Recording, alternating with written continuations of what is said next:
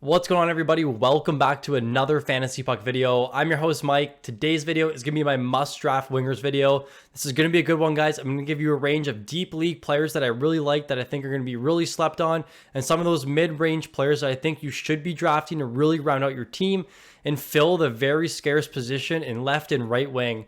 Before we get into this video, guys, make sure you leave a like, subscribe if you're new to the channel, and for those who are interested in joining our Fantasy Puck Patreon leagues, competing against myself, the Fantasy Puck crew, and all the Fantasy Puck community, head on over to our Patreon. The link will be in the description below. Without further ado, guys, let's jump into the must draft wingers video.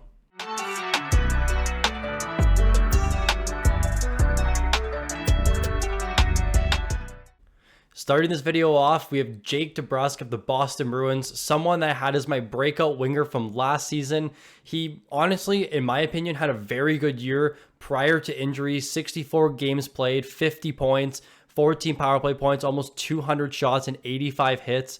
He is a very slept on winger for whatever reason. We know that Boston's going to be a little bit worse this year. No Bergeron, no Hall, no Krejci, no Foligno. But what does that mean? DeBrusk is going to get all the opportunity in the world, play 17 plus minutes, power play one on this very good Bruins power play. His 82 game pace last season, 35 goals, 30 assists, 244 shots, 18 power play points, and 109 hits. Those are easily top 80 forward stats.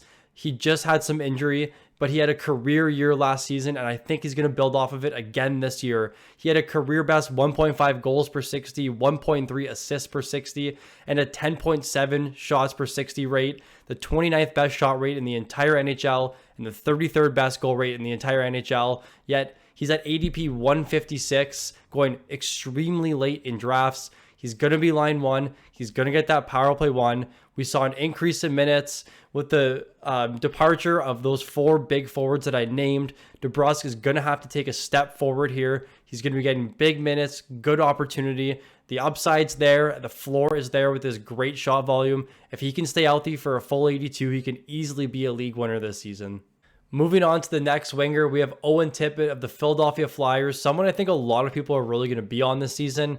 He was the big piece in that Giroux trade. He was a first-round pick over in Florida and really made his name known last season. He was the only forward in the NHL last year with over 230 shots, 120 hits, and 60 blocks. That's crazy to think about with guys like Brady Tkachuk, who really covers all the categories. But Owen Tippett this season, we're hoping can do really, really good things. This Flyers team, they're bad, and I get it, but there's really no competition here from Owen Tippett. He's going to be playing line one. He's going to be playing power play one. Over his last 35 games last season, he played over 19 minutes, had a 1.24 goals per 60 rate, 11.27 shots per 60 rate, and a 4.61 hits per 60 rate. An elite shooter, a very good hit volume player on a pretty bad team, but that just means he's going to have a ton of opportunity. He hit career highs in every category. He's getting older. I really like Tippett at ADP 158. You literally can't go wrong. He's going a little bit earlier than 158 right now in some of the drafts we've done, around 100 to 120. That's where I want to be taking him. I love Tippett this season. He can definitely give your fantasy team a boost in all of those categories. Moving on, if you've watched my must draft sleepers video, you have already seen how high we are on Jakub Vrana this season, and I just want to reiterate why I like him so much. He's always been a high upside guy, 30 plus goal scorer when healthy. I liked him in Washington, I liked him in Detroit, and I like him even more now in St. Louis, where he should have free reign to play in that top six power play one role, which we saw last season when he came over from Detroit. He was dealing with an offseason shoulder surgery, didn't really play last season, came back, played about 20 games, and was very good in his short stint with St. Louis. His 11.6 shots per 60 last year with St. Louis is amongst the best in the NHL, not to mention his 1.75 goals per 60. There's really no competition in St. Louis. They need some offense. They have a bunch of good playmaking centers like Robert Thomas, and I feel like he's going to fit in perfectly in that system. 15 minutes and 10 seconds average time on ice last year. I'm assuming this will go up because he didn't really get into any NHL action until the latter part of last season. And 15 minutes is still really good given he wasn't really playing at all. And not to mention, from 2019 to 2021, although he was injured in that time, he has the 44th best shot rate and the 9th best goals per 60 rate, 1.58 goals per 60. We know he's an elite goal scorer. It's just a matter of him putting all the pieces together, which I hope he'll do over in St. Louis, where he's going to get all the opportunity to play in that top six and power play one. I love Vrana this season. At ADP 177, you can't go wrong. He's pretty much going undrafted in 12-team leagues, and there's really no risk with you taking him with your last pick in the draft. Rounding out our deep league players for this video, Ivan Barbashev of the Vegas Golden Knights, very similar to Vrana. You saw him in the must draft sleepers video. I like him a ton this season. He's being drafted in just 8% of leagues, which is crazy to me given how good he was in playoffs and the deployment we saw there in the do or die games. He was on that top line playing with Jack Eichel. I know a lot of people, especially in our Discord, are super high on Eichel this season. I like him. I like Barbashev playing alongside him. And why not get those residual points and draft Barbashev, who also has a super high floor with his awesome shot rate and hit volume. He broke out last season in the playoffs. 7 goals, 18 points, 32 shots, 64 hits in 22 playoff games, en route for them winning the Stanley Cup.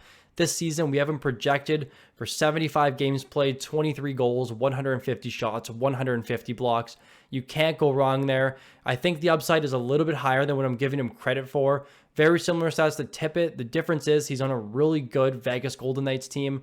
Now, they do deploy a power play 1A and power play 1B, so it's really hard to project those power play points, but I do think he'll get the opportunity at least on one of the power play units, maybe a net front presence, but he's a candidate for a 25 plus 30 goal scorer type season with 150 shots, 150 hits. He's going to be someone that you draft super late in your drafts, especially in those deeper leagues. You want to be scooping him up. That will finish as a top 100 forward.